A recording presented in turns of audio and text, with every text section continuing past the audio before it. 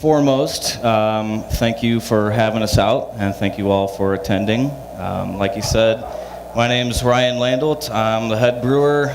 This is Justin Myers. He's our assistant, and we are basically by ourselves the entire Ferguson Brewing Company. So that's what's kind of cool is, you are looking at the people who make the beer that you drink.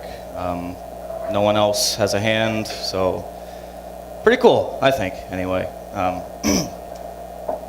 Anyway, a little bit about Ferguson Brewing Company itself. We started in April 2010, so we'll be turning 5 in April, obviously. Is anyone, before I get too in-depth, has anyone heard of Ray Hill before? A couple people? Basically what happened is our owner, Joe Lanero, he owns probably like 7 different businesses within Ferguson itself, and a business across the street opened up from one of his current ones, and he just bought it because it was a good deal, I guess, and he didn't really know what he was going to do with it, and he eventually got approached by Ray Hill, who, from what I can remember, he had somewhat of a deal with Anheuser-Busch, and they were going to brew his Ray Hill's Classic Pilsner. And I guess the whole buyout happened, and they dropped that idea, so he was going to start his own. And so he, I guess, approached Joe about turning what used to be a liquor store with an apartment complex on top into a brewery, with the addition of basically half of it, which turned into a bunch of cinder blocks that basically look like part of the building now, which is where all of our equipment is. So the liquor store wasn't that big, but they added on about half the size of the building itself. So him and Joe, they actually bought all the brewery equipment itself on eBay, of all places. And it came from, I guess, a failed brewery in Fort Collins, and they literally drove, or I guess they had it freighted to St. Louis, and Joe is pretty much just a good old boy, handyman. He's a plumber, welder, electrician, you name it. And he pretty much built the brewery himself. And I guess, long story short, Ray was supposed to purchase the brewery from Joe once it was all up and running, and I guess investors fell through or something happened and ended up not working out, and they kind of went their separate ways, and they eventually hired Josh Wilson, who was my former boss and taught me how to brew commercially. Josh was trained by John Whitty of Square One. Some of you might be familiar with him. He's got probably 15 plus years within the industry. So John Whitty trained Josh. Josh trained me. Josh was the original brewer of Ferguson, and he was there up until July 2013. I believe I started January 2nd, 2012. So a little over 3 years now, and I was pretty much, I guess I got into craft beer whenever well, it's not even a craft beer, but it's something besides Natty Light. My grandpa gave me a Heineken, and that was the first time I'd really had anything besides an AB product, and I was just blown away by the amount of flavor in it. And looking back, that's not even that robust of a beer, but it was so much more than what everything else had to offer at the time. But so anyway, that kind of opened my eyes to what else was out there, and not too long after was when AB got bought out. So then we went on a big Sam Adams kick, and then it was just kind of like a snowball from there. Everything was just delicious at that point. And I was actually in college at the time, and I was a business student at Maryville University out in Chesterfield, so shout out to them. One of my midterm projects was to write a business plan for any company you'd like to start. And I thought, oh, it'd be fun to write one for a brewery. So I did. And at the time, I realized how booming the industry was. And that was back in 2010, when probably half the breweries in St. Louis weren't even founded yet. So at that point, I kind of ditched the whole corporate cubicle idea and decided if I want to take a shot at this industry, now would be the time before I get too involved with, the real world and corporate ladder and whatnot. So pretty much what I did was I went from brewery to brewery looking for a job, and pretty much you gotta start out volunteering, cleaning stuff, scrubbing walls, whatnot. He'll tell you all that's true. But so yeah, I got referred from one place to the other and wound up at Ferguson, like I said, January 2nd, 2012, and I learned a lot. I was a home brewer at the time, but I learned a lot, from the commercial aspect of brewing from my former boss, original brewer of Ferguson, Josh Wilson. And I trained under him for about a year and a half, and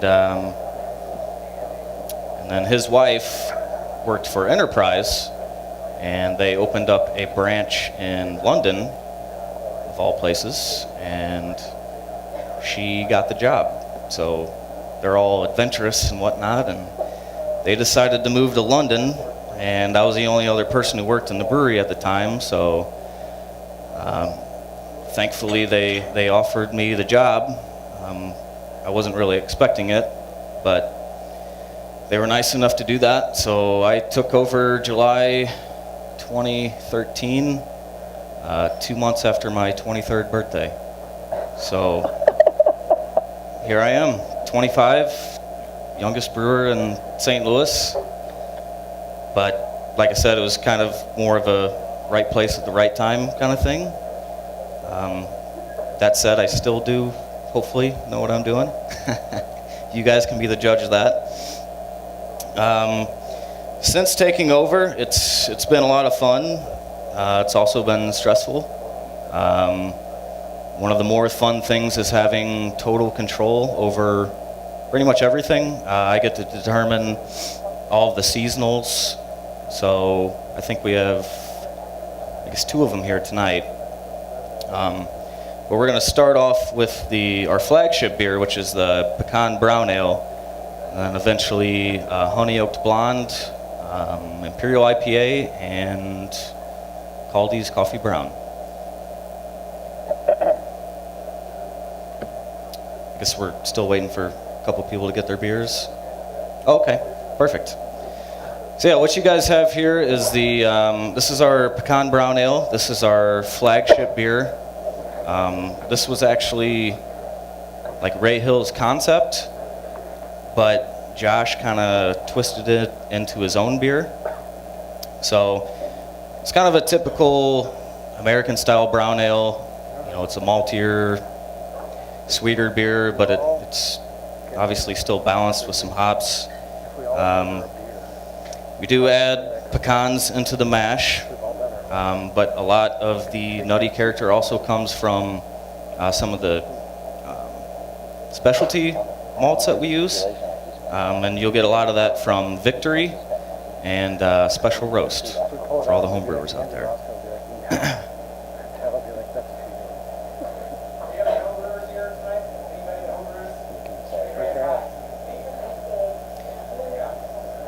Yeah, so I'm sure you guys will like to know all the minute details.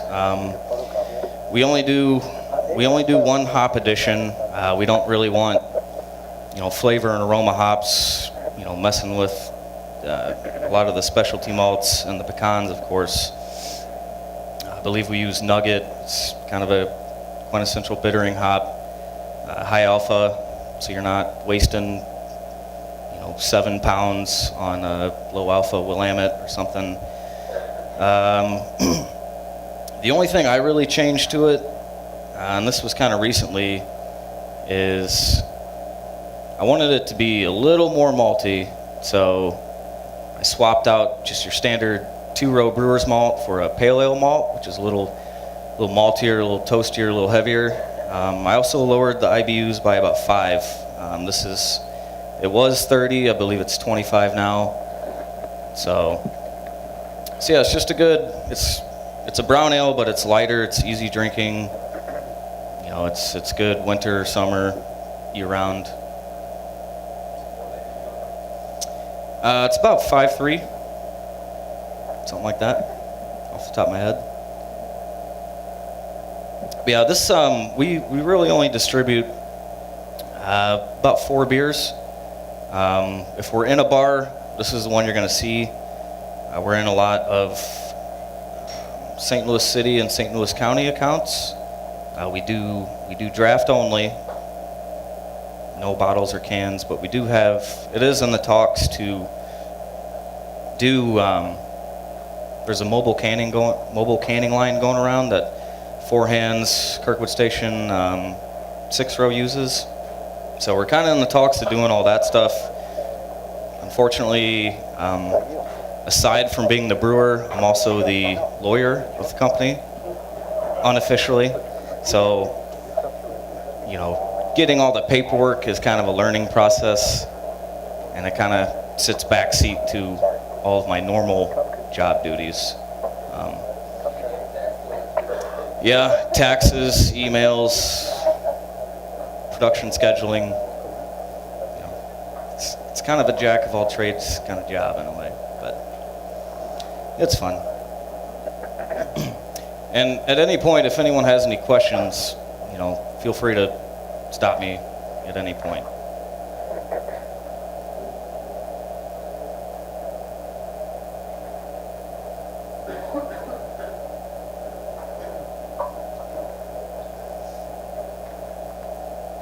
Yeah, as I was mentioning earlier, we got all of our equipment from a brewery in Fort Collins, and fun thing about that one is it's all used and it's kind of reaching its peak.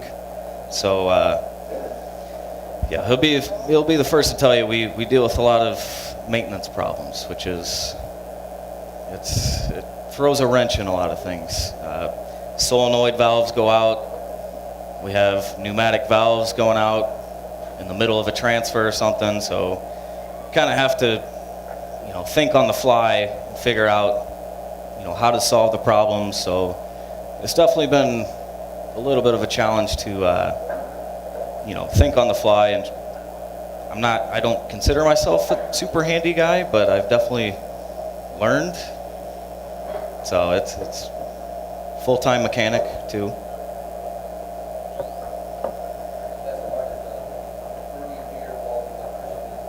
Yes, yeah. We've had to work around a few electricians before. Yeah. Yeah, our system is probably a little more automated than most. It's awesome when it works, but obviously a challenge when it doesn't. So we have this big circuit board thing, and we push buttons and different valves open, and like I said, it's great when they work, but when a valve doesn't open, it throws a wrench in things quite a bit. Yeah. So we're tasting some things tonight that you guys don't distribute, right? Double things we're tasting? Yeah, the next beer, I don't know if it's been handed out yet or not. Getting there. Yeah, this is I just wanted to, don't tell me about you taste some beer, that's kind of what I'm getting at. Tell them how great it is, if you were at, at a restaurant, you tasted it, it's awesome. Don't tell me you tasted it here. That's all I'm going to say. Yeah, I guess the next beer going around, some of which you may have, it's a honey oaked blonde ale, and I'm not gonna lie, I was inspired by another beer. I didn't just whip this out of thin air. Rogue makes a beer called John Ale, and it's basically like an Imperial blonde ale aged in bourbon barrels. And barrel aging is kind of the hot new thing right now, for good reason.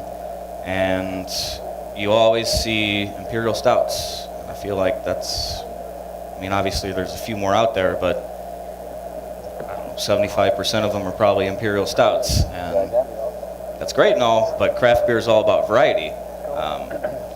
So when I had John Ale, I thought that beer was awesome, and it took a while to click, but I wanted to do something similar. And we don't really have the space to do actual physical barrel aging. So we kind of do the improv, less flashy homebrew route. And we used basically whiskey-soaked oak chips, and we just put them in our stainless tank. Like I said, it's the same concept. You're extracting, tannins and chemical compounds from the oak. It's just a cheaper, less flashy way.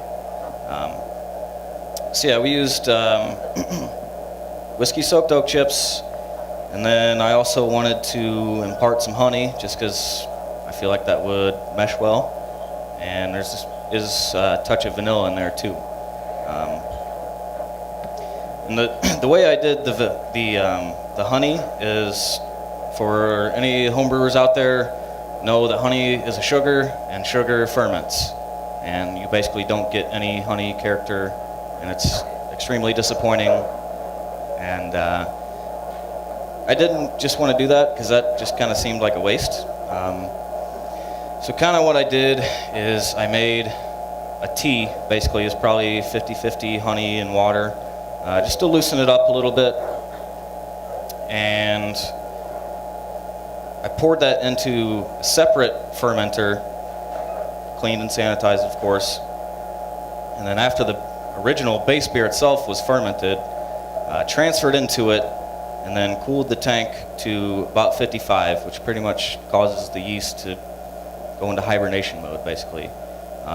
So all the residual sweetness from the honey is still in there, which is, obviously a good thing. Honey's flavorful and delicious. We also put some vanilla in there, and you're gonna get some tannic and a little booziness from the whiskey itself. So that's kind of the whole process as far as that one goes. And kind of the nice thing about the oak chips is, if you know anything about barrel aging, it takes about a year. That's kind of like the ballpark length you want to leave them in there. Oak chips, a lot more surface area, take way less time. So we're a little constrained with how much time we can hold stuff in the tanks itself. I did see a question over here. Yeah. We actually used Seagram 7, of all things. Yeah. I'm not gonna lie, it wasn't super top shelf, but unfortunately we don't have the largest budget in the world, but oh yeah, some people like it. We did about 3 weeks. Obviously, you'd like the longer you can go, the better. But like I said,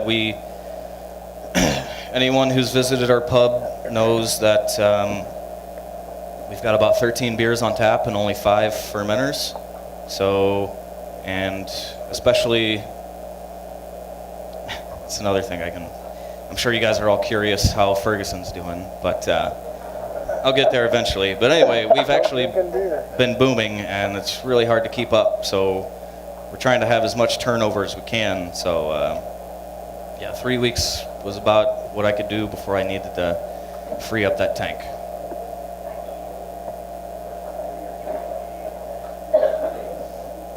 This one is 7.3% alcohol. IBUs, I chose to do 30, which is almost borderline pale ale, which is kind of on the hoppier bitter side, but I knew that this is actually like 95% pale ale malt and just a bag of wheat, 5%. So it's actually like a really nice, like deep gold color for having no crystal malt in it. But I knew I did like a 160 rest, so it's got a pretty high final gravity. I knew that if I didn't amp up the IBUs to about 30, that it was just probably going to be too sweet. So I wanted that bitterness there to kind of cut through. A couple questions in the back. How does soaking the oak chip process work? Pretty simple. We put them in a mesh bag, basically. If I were to do it again, I've done this quite a few times on a homebrew level, and you know, I dumped them in, and a lot of times they sunk just because they were like whiskey logged or whatever. These actually kind of floated on top, which I was surprised a little bit by. But if I were to do it again, I'd put some weights in them. I guess if you're a home brewer, you could do marbles or whatever. But yeah, you pretty much just soak them in whiskey or bourbon or whatever and let it sit for a week or longer, and just throw them in the secondary is kind of the most common method. And like I said, you can age them probably 2 or 3 weeks. You'll start getting some character, and then you can age them up to, a year if you want. Does this one have a name yet? Yeah, this is Honey Oaked Blonde. Oh, I thought it had Yeah, we don't have fancy, crazy names at Ferguson, but which is getting kind of tough whenever I do more of these weird beers. But yeah. How many people typically like barrel aged beer? How many drinks are Everybody. How many people don't really like them at all? Like, just kind of think they taste like whiskey and it's nasty? Honestly. Raise your hand high. Raise your hand. So all the people that, that's okay. I'm kind of with you guys, honestly, because I would rather drink whiskey. So that's just me. But for the people that don't like it, do you guys particularly like this a little bit more than other ones that you've had? Yeah. Yeah, people with your hands up. Do you guys like this a little bit more than you thought you would? Yeah. Or do you just think it's still just terrible? Yeah, these guys don't care. So we're pretty good. You guys, honestly, I think it's kind of the way you guys did it. It doesn't have that burn, and I think that's a good thing. It has a little bit of flavor. It's there, but it's not super thick. And I'm one of those people that would rather drink bourbon than bourbon aged things. So I kind of like this. Yeah, that brings up a good point. Another thing I did, like whenever you the chips and the whiskey or bourbon or whatever spirit you're using, I pretty much, for our size, put them in a bucket and then filled it up to where it was covered, and then strained that. But I left all that residual whiskey, like it was just discarded. So that stuff is super tannic, not very good. So that's something to think about, if you try to do it at home or something.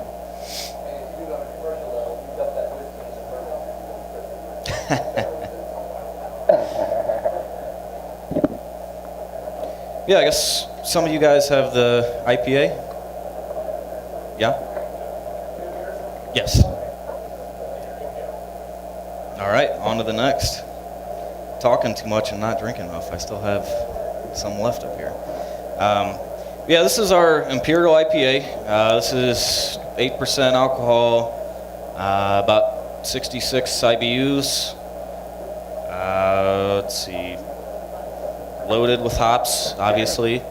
Kind of the way I'm a hophead. I don't like specialty malt in my IPAs. I don't like specialty malt competing with the hops. So this is a very straightforward grain bill. It's just 2-row, a little bit of Cara 40, and a little bit of wheat. I'm not huge on special roast or victory malt or anything. I don't know. That's just my personal preference. That's the way I made it. I think it lets the hop shine through a little more, which is what an IPA is about to me. So call me a West Coast hophead, but that's just the way I like them. This was made with, we use Nugget for almost all of our bittering additions. I think it's a great hop for that. That and Magnum. Let's see, loaded with Cascade for the flavor. About 30 minutes in, and then I think at 15 we do 50-50 Centennial and Chinook, and then at 5 minutes. A lot of people put aroma hops at 1 minute or in the whirlpool. That's great and all, but I'd still like some of that boil character in there. Obviously, IPAs are dry hopped, which is where your aroma is going to come from anyway. So why not boil them for 5 minutes? That's my theory. Yeah, it's also dry hopped, about a pound per barrel, maybe a little more, honestly, 1.25 pounds, something like that, with Cascade or Centennial and Chinook. So it's got a good citrusy, piney nose on it.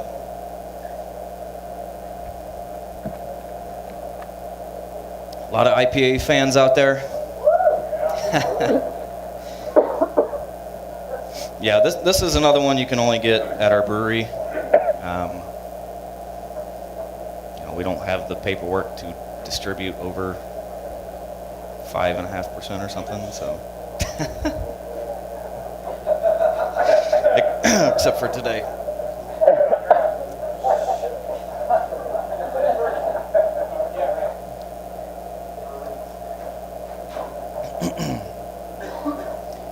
Any questions about the IPA?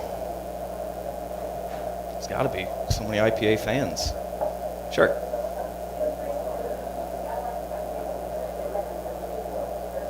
Yeah?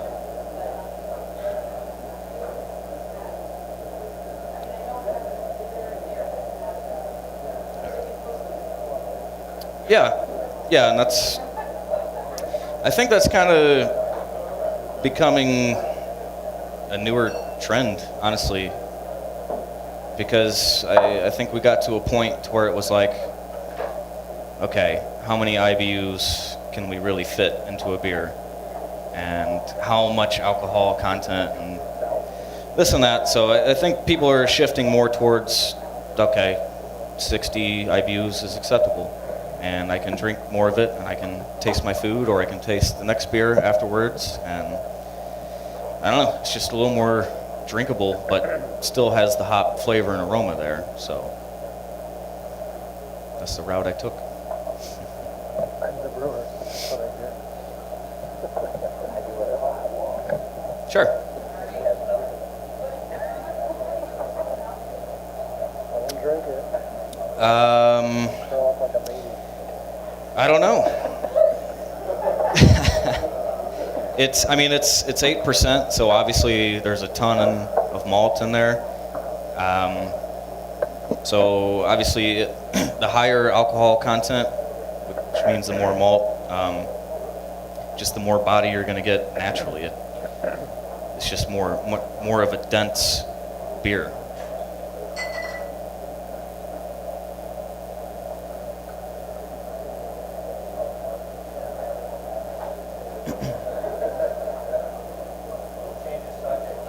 Sure. You talked about your formal education and such, but what about, do you have any formal brewing education, or is it all? Yes. I did attend Siebel Institute in Chicago. I guess I kind of missed that part, but yeah, the concise course online.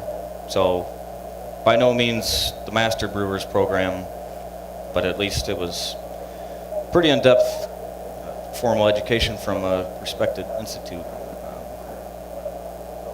that was fun. It was dense, for sure.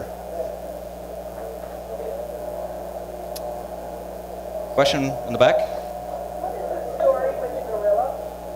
The gorilla, yeah, I skipped over that one too. Funny story because there's not a whole lot of a story. Our owner, Joe, he, for whatever reason, collects life-size statues of concrete animals. Exotic animals. I believe he has a giraffe. I don't know if it's life-size, it might be half-size, but still. And he does actually have an entire family of gorillas, and those are literally life-size, in his yard. And I guess when they were starting out, they wanted a logo, and he's like, let's put the gorilla out front. And it just kind of stuck. It's just a little before my time, so I didn't have any say in that, but just one of those random things, I guess, and people remember it because it's odd. Sure.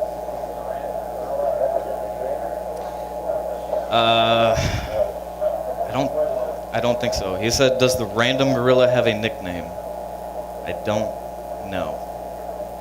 I'm going to say no. Yeah, or you guys can give it a name. We can vote on it or something. We got to keep it PG-13 level, though.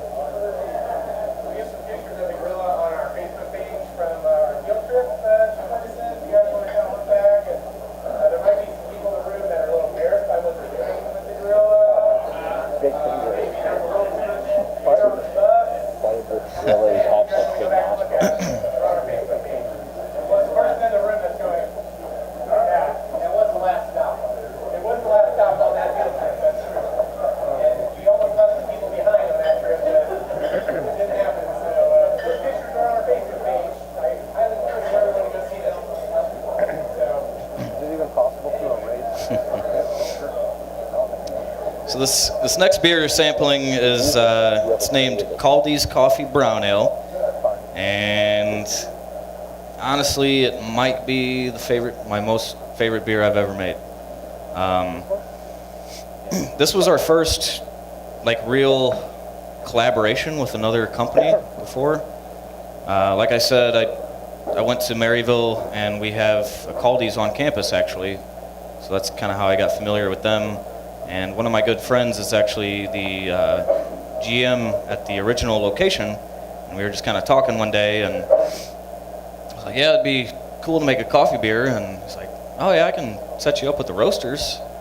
And I was just like, oh man, that's awesome, because being a brewer, it's always nice to learn from the same kind of trade, but totally different, such as wine or coffee or cheese making or something, just kind of that artisanal trade, but something I know nothing about as far as roasting goes. So we were able to set up a meeting with Kaldi's, and they kind of took the reins a little bit, because obviously I've never done this before, and they've worked with Schlafly quite a bit. So I knew I wanted to do a brown ale, because again, everyone does coffee stouts. Why not do a brown ale or something different offering? So we had a blending session with the roasters, and they gave us 4 different types of coffee, different roasts, different origins, and I learned a ton in that day, just the difference between Colombian coffee and Ethiopian coffee. It's totally different acidic level and different characteristics, but so we kind of we left there in awe at the different options, and I was kind of on a production schedule, and I needed a new seasonal, so I ended up brewing the beer before we even knew exactly what coffee we were going to put into it, which actually kind of worked out in a way, because we were able to take the beer and then blend it with the coffee. But the base beer itself is an Imperial brown ale. It's this one's about 7% as well. This is pretty much like the definition of a malt monster. It's an all pale ale malt base. It's got quite a bit of Munich malt. It's a 160 rest, so it's got higher final gravity. And then once the beer was pretty much done, we infused the beer with a cold toddy brew, which is basically kind of like an espresso. The cold toddy process, it leaves the coffee like less astringent and bitter, so you just get like a really smooth coffee concentrate, basically. And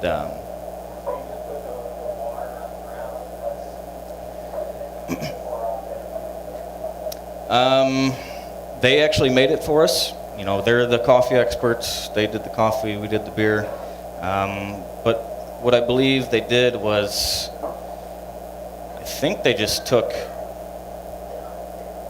coffee grounds and put it in like a mesh bag or whatever, and then just steeped it in a bucket.